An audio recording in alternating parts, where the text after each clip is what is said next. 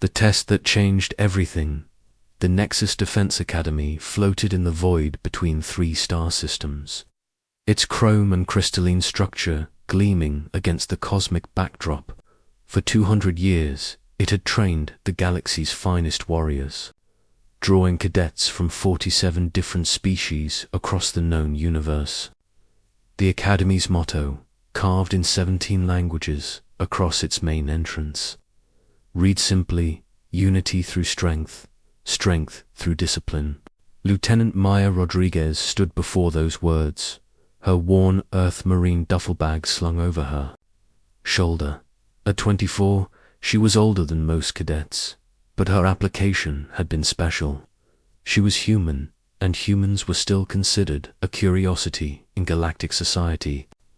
Her home planet Earth had only joined the Galactic Defense Coalition 15 years ago, and most species still viewed humans as primitive newcomers who had barely mastered faster-than-light travel. The orientation hall buzzed with alien languages and the shuffle of diverse anatomies finding seats.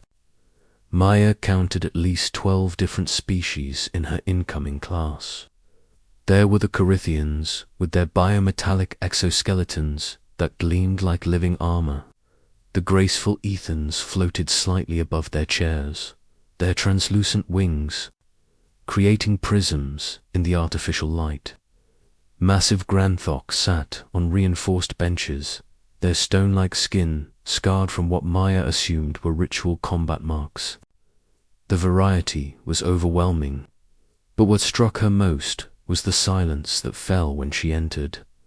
Every eye, compound or otherwise, turned toward her. She heard whispered translations rippling through the crowd. "That's the human, from the death world. I heard they fight with projectile weapons." Maya kept her expression neutral and found an empty seat near the back, ignoring the careful distance other cadets maintained around her. Commander Vexfer entered the hall like a force of nature, standing nearly 3 meters tall. His exoskeleton was polished to mirror perfection, and his 4 arms moved with mechanical precision. His reputation preceded him throughout the galaxy. He had trained 5 generations of coalition officers and had never lost a single graduate to combat inexperience. His teaching methods were legendary, and legendarily harsh. "Welcome to the Nexus Defense Academy." His voice resonated through built-in amplifiers in his throat. "You believe you are here to learn tactics, weapons handling, and strategic thinking. You are wrong." He paused, letting his words sink in. "You are here to learn whether you can survive long enough to be useful to your fellow soldiers." He moved to a weapons rack at the front of the hall and selected a plasma rifle, its energy cell glowing blue with contained power. "Combat is chaos. Death arrives without warning. Your enemy will not announce their intentions or give you time to prepare." His upper right arm raised the weapon smoothly. "In battle, there is only reaction and consequence." The plasma bolt screamed, past the head of a Corithian cadet in the front row, missing by centimeters. The cadet's exoskeleton immediately shifted into defensive mode, plates overlapping to protect vital areas. Around the hall, instinctive responses triggered. Ethans dissolved into energy forms. Gronthak activated their stone armor, and smaller species simply dropped flat against their seats. Maya tilted her head slightly, watching the weapon's discharge pattern. The bolt had traveled in a perfect straight line, which meant the magnetic containment field was functioning normally. The sound had been clean, suggesting optimal energy cell performance. But something about the trajectory seemed off. "Fear is useful," Commander Vexfer continued, the weapon still smoking in his grasp. "But paralysis is death. Those of you who responded appropriately may survive your first engagement. Those who did not should consider alternative career paths." His 4 eyes scanned the room and settled on Maya, who sat unchanged in her seat, hands folded calmly in her lap. "You, human, stand." Maya rose smoothly, her movements economical and precise. Years of marine training had taught her that every motion should have purpose. "Yes, Commander." "You did not react to hostile fire. Are you paralyzed by fear, or do you consider yourself above the basic survival instincts that keep soldiers alive?" "Neither." "Commander, may I approach?"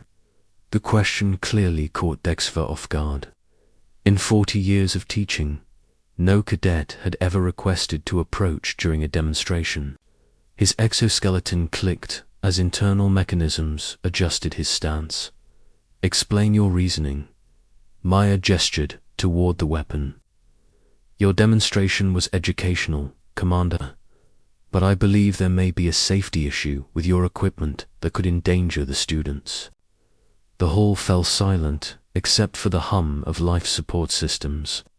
Several instructors who had been observing from the sides moved closer, their interests clearly piqued. Commander Dexter's forearms moved in what Maya recognized as a defensive posture. "You presume to instruct me on weapons, safety, human. I presume to prioritize the welfare of my fellow cadets, Commander. If I'm wrong, I accept whatever consequences you deem appropriate. If I'm right, we prevent a potentially fatal accident." The standoff stretched for long seconds. Maya could hear her own heartbeat, steady and strong. Finally, Dexter gestured, with his lower left arm, "Approach." Maya walked down the aisle between seats, her footsteps echoing in the silence. When she reached the instructor, she extended her hands, palms up. "May I examine the weapon, Commander?" Dexter placed the plasma rifle in her hands, his grip remaining on the stock. "Careful, human. This weapon has ended more lives than some worlds have population." Maya's hands moved with practiced efficiency, her fingers finding the weapons.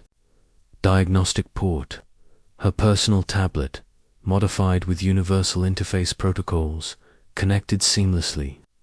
Data scrolled across the screen as she ran a complete systems analysis. Her brow furrowed as the results appeared. "Commander, the magnetic containment field is operating at 63% efficiency. The energy cell is overcharged by 18%, and the thermal regulation system is cycling incorrectly." She looked up at him, her brown eyes serious. "This weapon is going to explode within the next 15 shots. The silence in the hall became absolute. Commander Dexter's exoskeleton shifted, internal diagnostics running. "Impossible. This weapon was serviced yesterday." Maya turned the tablet toward him, showing the diagnostic readout. "The service was performed correctly, but the magnetic field generator is wearing out. It's probably been degrading for weeks, but the symptoms would only be noticeable under detailed analysis." She paused, then added, "Or to someone who grew up around improvised weapons that failed regularly. Asterisk, you detected this during my demonstration. The plasma bolt's trajectory was 7 millimeters off true, Commander. On a training range, that means nothing. In combat, with multiple soldiers in close proximity, that deviation could kill friendlies." Maya's voice remained respectful, but firm. "My father was a weapons engineer in the Earth Defense Force. My mother ran field repairs on artillery during the Martian independence. War, I learned to spot failing systems before I learned to tie my shoes." Commander Dexter stared at the diagnostic display, his four eyes moving in patterns Maya didn't recognize. Finally, he spoke. "What would you recommend?" Maya reached into her duffel bag and produced a small toolkit. Field replacement of the magnetic field generator, recalibration of the energy cell regulation system, and a complete thermal system flush. It'll take about 20 minutes. Proceed. What followed was 20 minutes of the most intense silence Maya had ever experienced. She worked methodically, her hands moving with the confidence of someone who had performed these repairs hundreds of times. The other cadets watched, in fascination, as she disassembled components they had never seen, tested connections with equipment they didn't recognize, and rebuilt the weapon with improvements they couldn't understand. When she finished, Maya handed the weapon back to Commander. The field efficiency is now at 96%. Energy regulation is within optimal parameters, and the thermal system is running 15% cooler than factory specifications. Dexter hefted the weapon, his internal sensors analyzing its performance metrics. After a moment, he turned toward the far wall and fired. The plasma bolt struck exactly where his targeting system indicated it should, leaving a perfect scorch mark on the reinforced metal. He turned back to Maya, his forearms moving in what she now realized was a gesture of respect among his species. "You have taught me something today, human. That is a rare occurrence." Maya nodded once. "Thank you, Commander. I hope we can learn from each other." Indeed, Dexter addressed the hall. "Class dismissed. Tomorrow we begin actual training. Those of you who survive today's demonstration may find tomorrow significantly more challenging." As the cadets filed out, chattering in their various languages, several approached Maya with curious expressions. A young Ethan named Veltar was the first to speak. "That was remarkable. Where did you learn such skills?" Maya smiled, shouldering her bag. "Where I come from, if your equipment breaks, you fix it yourself or you die. It tends to motivate rapid learning." A Gronthak cadet, his stone skin marked with traditional warrior scars, nodded approvingly. "Your world sounds harsh but practical. I am Korthma. I would be honored to train alongside you." As Maya left the orientation hall, she noticed Commander Vexver speaking quietly with several other instructors. Their body language suggested intense discussion, and more than once, their attention turned toward her departing figure. She didn't know it yet, but that simple diagnostic had just changed the trajectory of her time at the academy. Commander Vexver was already planning her next test, and it would be unlike anything the Nexus Defense Academy had ever attempted. The human had impressed him today. Tomorrow, he would discover whether that impression was justified or whether it had been merely beginner's luck in a galaxy that rarely forgave mistakes. Proving human worth. News of Maya's diagnostic demonstration spread through the academy like wildfire. By morning mess, cadets from every species were discussing the human who had corrected Commander Dexver's equipment. Maya sat alone at her table, methodically eating what the food dispensers claimed was a universal protein blend but tasted like recycled cardboard with artificial flavoring. She noticed the whispered conversations and stolen glances but kept her focus on her meal and her personal tablet, where she was reviewing the Academy's training protocols. The information available to cadets was limited, but Maya had learned long ago that understanding the rules was the first step to succeeding within them. "Human Maya Rodriguez." A familiar, synthesized voice called across the mess hall. "Commander." Dexter approached her table, his biometallic frame clicking with each step. "You will report to Training Bay 7 after morning meal. Bring only standard combat gear." Maya looked up from her tablet. "Yes, Commander. May I ask what type of training we'll be conducting?" "Practical application," Dexter replied. "You demonstrated technical competence yesterday. Today we assess tactical capability." The commander departed without further explanation, leaving Maya to finish her breakfast under the renewed scrutiny of her fellow cadets. She had expected some form of follow-up to yesterday's events, but Detzvera's tone suggested this would be more than a routine training exercise. Bay 7 was larger than Maya had expected, a vast chamber with adjustable gravity, atmosphere, controls, and holographic projection capabilities that could simulate virtually any combat environment. When she arrived, she found 5 other cadets already present, each representing a different species and each among the top performers in their respective classes. Veltar the Ethan hovered near the center of the room, translucent wings creating subtle light patterns. Korthmer the Gronthok stood like a living statue, his stone skin bearing fresh ritual markings that indicated recent combat honors.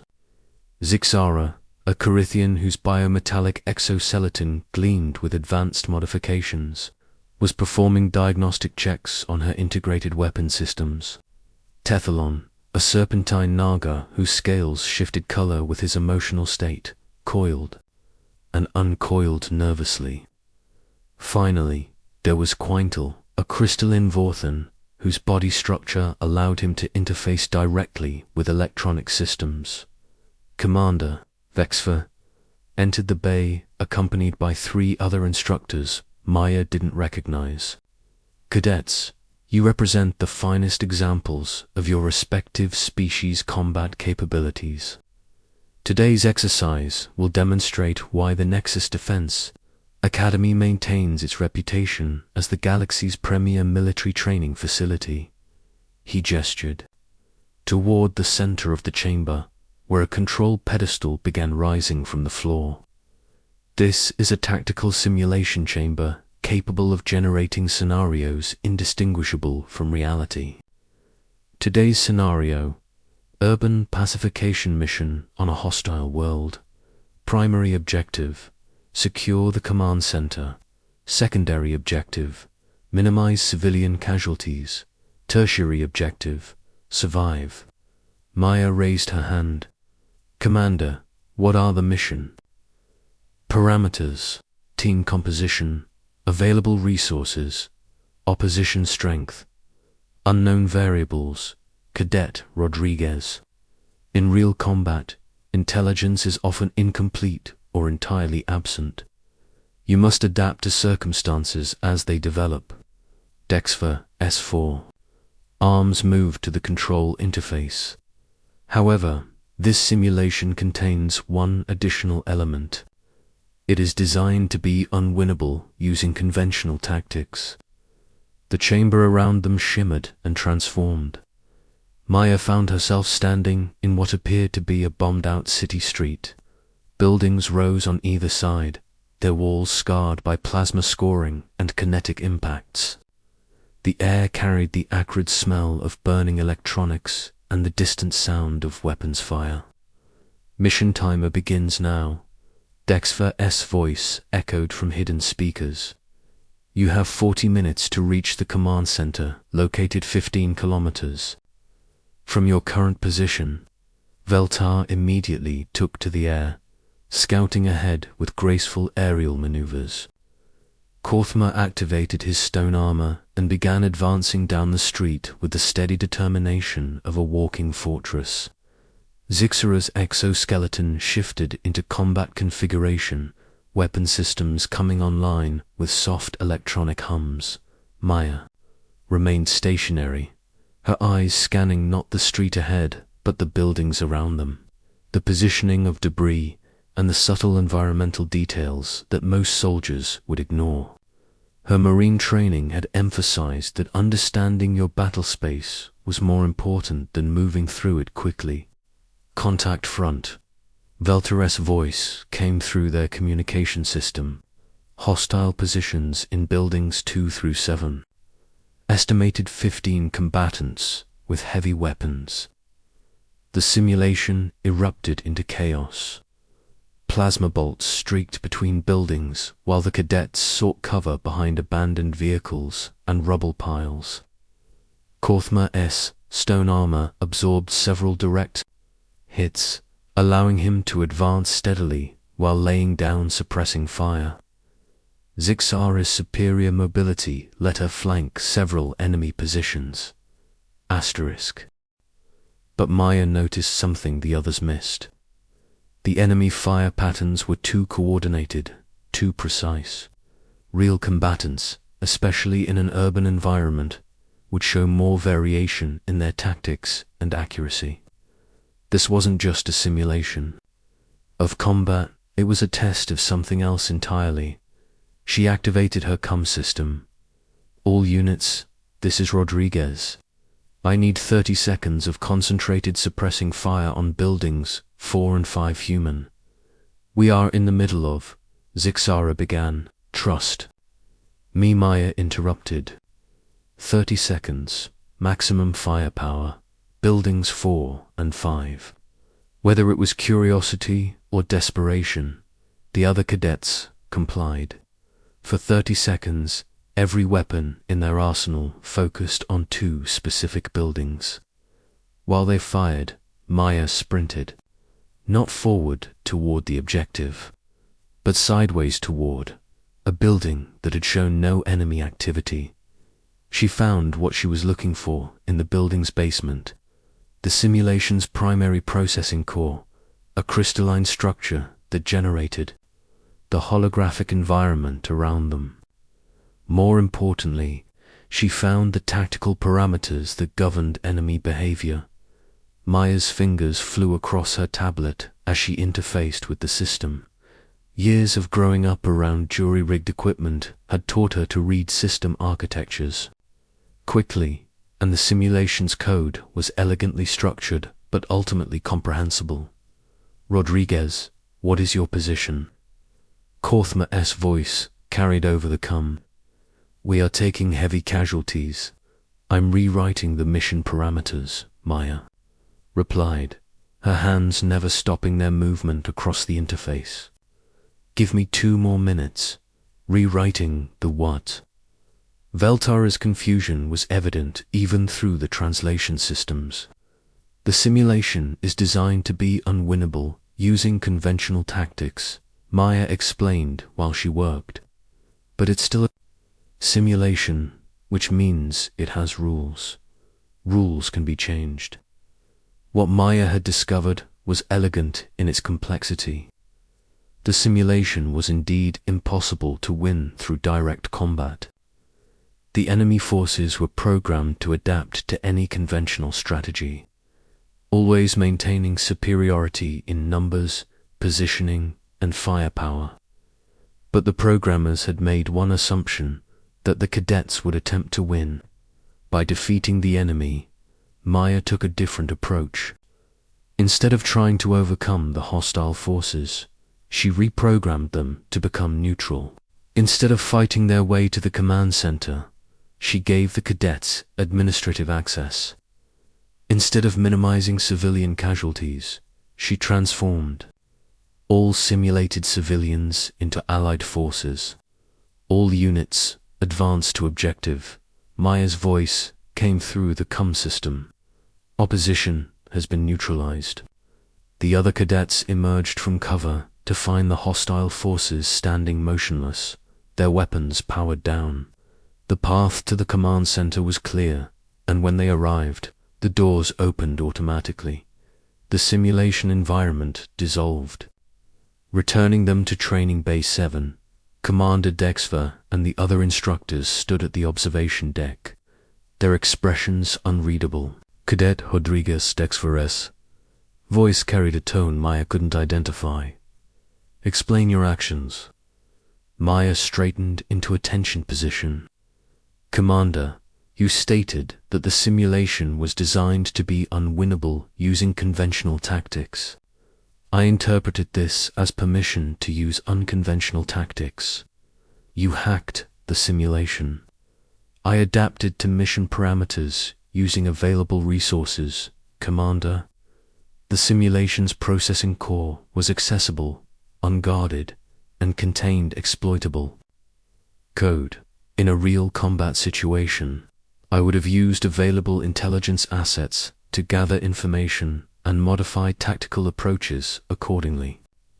One of the observing instructors, a being Maya didn't recognize, spoke in rapid clicks and whistles. Universal translators rendered his words. She treated the scenario as a puzzle to be solved, rather than an enemy to be defeated. Vexva nodded. Slowly, indeed. And in doing so, she accomplished all mission objectives with 0 casualties and minimal resource expenditure. He paused. This is the 3rd time in Academy history that a cadet has attempted to reprogram a training scenario. It is the first time such an attempt has been successful. Maya felt a mixture of relief and uncertainty. Was my approach acceptable, Commander? Your approach was unprecedented, Dexver replied, which raises questions about our current training methodologies. He gestured toward the other cadets. Each of your fellow students represents the pinnacle of their species' martial traditions.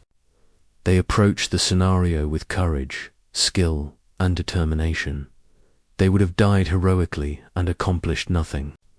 The commander's forearms moved in complex patterns as he accessed his personal interface. You approached the scenario with curiosity, adaptability, and lateral thinking. You succeeded completely. He paused. These are not qualities we typically associate with military excellence, but perhaps that represents a failure of imagination on our part. Veltar floated forward slightly. Commander, I do not understand. Maya's solution was effective, but was it honorable? An excellent question. Dexver replied. Maya, how do you respond? Maya considered carefully. Honor is important, but so is completing the mission and bringing your team home alive. If I can accomplish both through clever tactics rather than superior firepower, I consider that a victory. For everyone involved, Korthmer's stone features shifted into what Maya was learning to recognize as a smile among his species. On my world, we have a saying, the warrior who wins without fighting has achieved perfect victory. Precisely, Dexver said. Human tactical thinking appears to emphasize adaptation and innovation over traditional martial prowess. This may represent a significant addition to coalition military doctrine. One of the observing instructors approached the group. Commander, with respect, this was a single exercise. We should not draw broad conclusions from limited data. Maya spoke up. Commander, if I may suggest, the exercise could be modified to test other approaches. What if the simulation was designed to reward cooperation rather than competition? What if victory required multiple species to combine their unique capabilities? Dexver's internal systems hummed as he processed this suggestion. Explain. Each species here has capabilities others lack. Maya gestured toward her fellow cadets. Veltar has superior reconnaissance abilities. Korthmer can withstand damage that would incapacitate anyone else. Zixara's mobility and firepower are extraordinary. Tethalon's sensory capabilities could detect threats we'd never notice. Quintal can interface with systems in ways none of us could match. She paused, organizing her thoughts. But in today's exercise, we each tried to solve problems individually. What if the real test was learning to function as an integrated team, where everyone's strengths compensated for everyone else's weaknesses? The silence stretched for long moments. Finally, Commander Vexver's four arms moved in the gesture Maya now recognized as deep respect. Cadet Rodriguez, report to Academy. Administration tomorrow at 0800 hours. You will be consulting on a revision of our training protocols. He addressed the group. All of you will be participating in this revision process. It appears the Academy has as much to learn from you as you have to learn from us. as they filed out of Training Bay 7, Sixera's exoskeleton clicked softly as she adjusted her pace to walk alongside Maya. Your species is peculiar, human. But perhaps peculiar is exactly what the galaxy needs. Maya smiled. Where I come from, we have a saying: necessity is the mother of invention. When you're fighting for survival on a world that's trying to kill you, you learn to think differently. And now you will teach us to think differently as well, Veltar added, his wings creating patterns of light that Maya was beginning to recognize as expressions of approval. Commander Vexva watched them leave, his internal systems running calculations on what this might mean for military training throughout the galaxy. The human had done more than solve an impossible scenario. She had demonstrated that impossibility itself might be just another problem waiting for the right solution. Tomorrow would bring new challenges, new questions, and new possibilities. For the first time in decades, Commander Vexva found himself genuinely curious about what his students might teach him next. Asterisk.